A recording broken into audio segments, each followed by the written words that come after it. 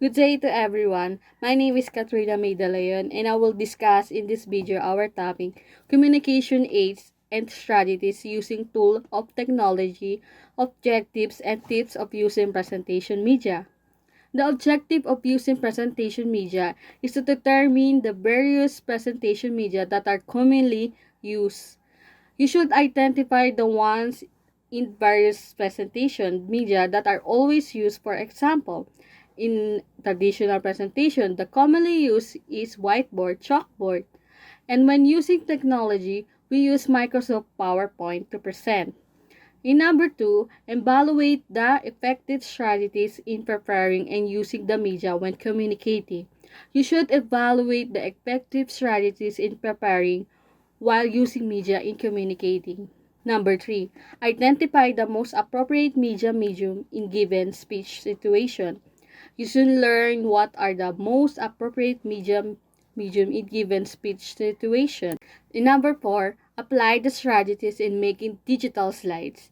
You will learn how to apply strategies in making digital slides. So let's move to another topic, presentation media. First of all, what is presentation media? Presentation media is a standalone presentation that includes information presented with slides, video, or digital representation, and includes sounds which might be narrative, music, or sound effects. So, what are the tips in using presentation media? Number one, practice with your media. For example, fake news is dangerous. Studies found that the false news spread faster on Twitter than on any social media platform. You should be able to identify the accurate news from not. How do you know that? Read the headline, check the source of the story, authors and credential, language use, and tone. Consider your room and audience. Whether you are presenting to a small group of 20 or a large group of 200, there are many things you can do in advance to ensure that your presentation achieves the desired response. The most important is to know and understand your audience as well as the venue logistic.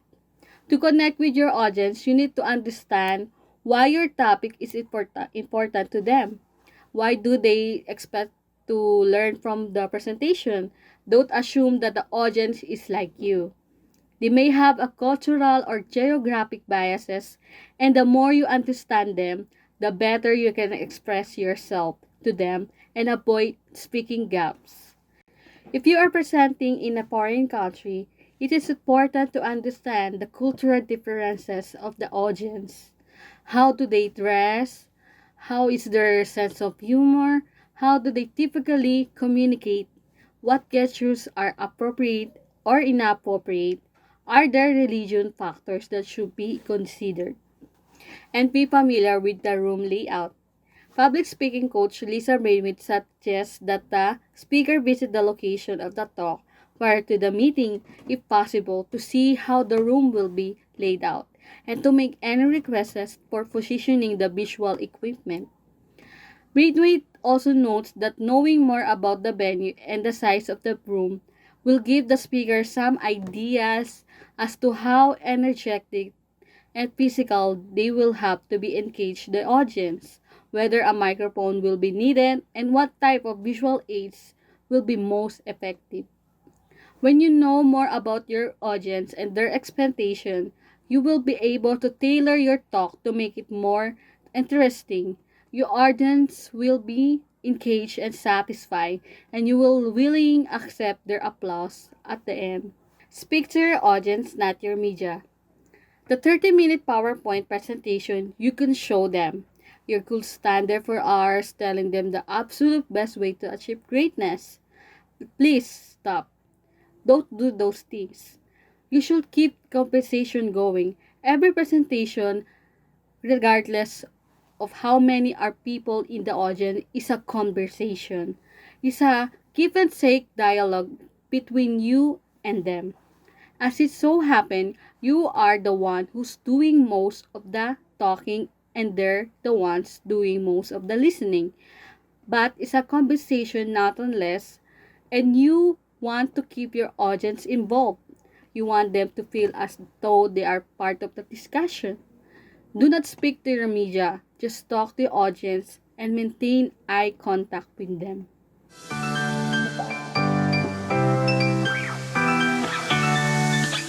Now, we will dive into the different communication tools that we use. These tools helps us to convey information in a better or in a more efficient way. The first one that we have is flip chart. Flip chart. What is flip chart? It is a large pad paper that rests on an easel. An easel is the standee that holds the large pad paper in place. This tool allows the speaker to record text or drawing using markers. This tool allows the speaker to write important details during the speech. Flip chart is mostly used while delivering the speech or while communicating. Next one is whiteboard and chalkboard. This materials is almost the same as flip chart. It is a large board that allows the speaker to write text on an ease. However, unlike flip chart, you can erase all writings on it as you please. Now we have whiteboard that uses a marker, but a different kind of marker that is erasable. We have chalkboard that uses a chalk that you could easily erase.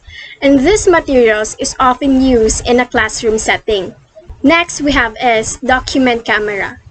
It is also known as visual presenters. It is a projector device that uses a video camera to capture and display images, including 3D visual materials.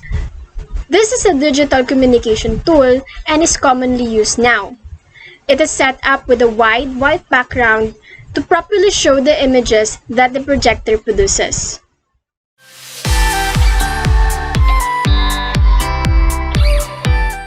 Here's another communication tools that you can use to present.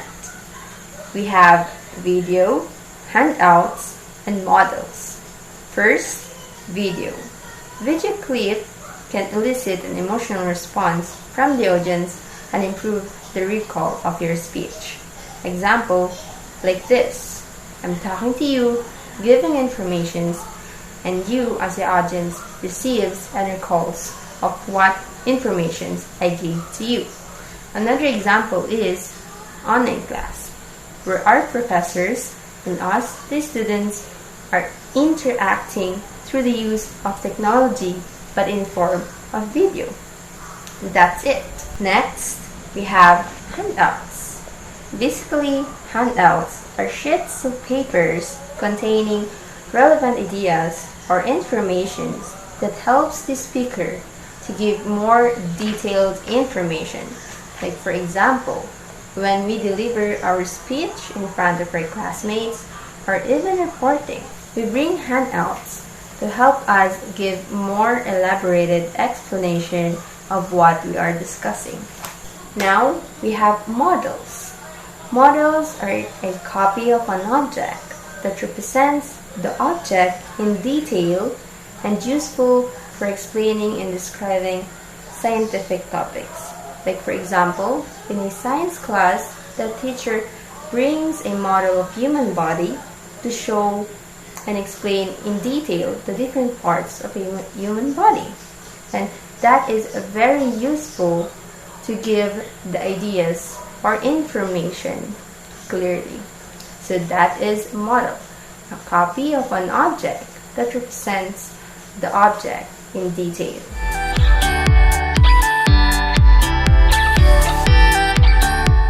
The last communication tools is sound recordings. It uses electrical, mechanical, or electronic devices that can store, capture, or records information such as spoken voice, singing, instrumental music, or sound effects in a medium such as magnetic tapes, optical discs, memory card, or flash drives. And these recordings or information can stimulate our mental images, which can trigger to our imagination, and may imagine na natin yung mga napakinggan natin by just its sounds.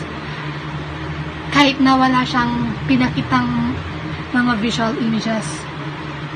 The next one is communication tools that uses computer technology. The first one is digital slides. It is a presentation which commonly uses a PowerPoint, and ito ginagamitan natin siya ng technologies such as mobile phones, laptops, or computers, and doon tayo pwede maglagay ng mga information, or sa PowerPoint, doon tayo maglalagay or magta-type ng mga information na needed. And ipapakita na lang natin or ipepresent na lang natin yung mga slides na yon. The last one is real-time web access, and this allows or enables user to receive information as soon as possible or as soon as the author publishes the information. For example na lang is yung Twitter. Like, kapag nag-tweet tayo ng information, nare-receive agad ng iba or nakikita agad ng iba yung tweet natin, and they can be informed agad-agad dahil doon sa tinweet natin.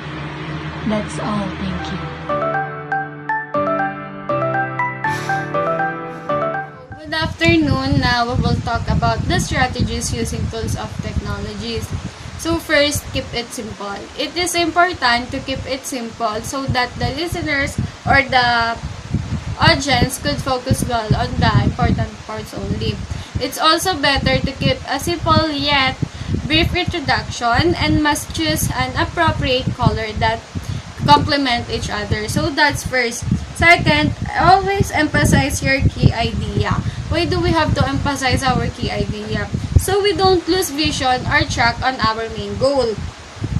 What our overall concept would be to achieve our final product, and make sure to use tools that can emphasize keywords or ideas such as using bold or italic letters to make an impression that what you are trying to explain is very important. So third, show what you can say.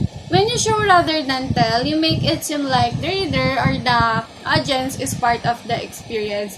It's better to make him think and to come up his own conclusion. Sometimes telling is not enough. You have to show proofs and example to make them experience what you are trying to make them understand. So fourth, use close-up shots and other images.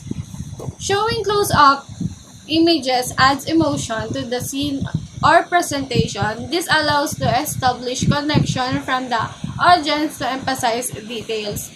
So last is the keep the number of images you present manageable and combine variety with coherence. Of course, you don't wanna hurt your audience eye or vision by putting lots of information irrelevant photos that wasn't relevant to the topic. Always keep it simple, emphasize details, consider the color that will goes well to the background, font and theme of the presentation. Always choose plain photo that could enhance or fitting to the topic at hand. So that's all.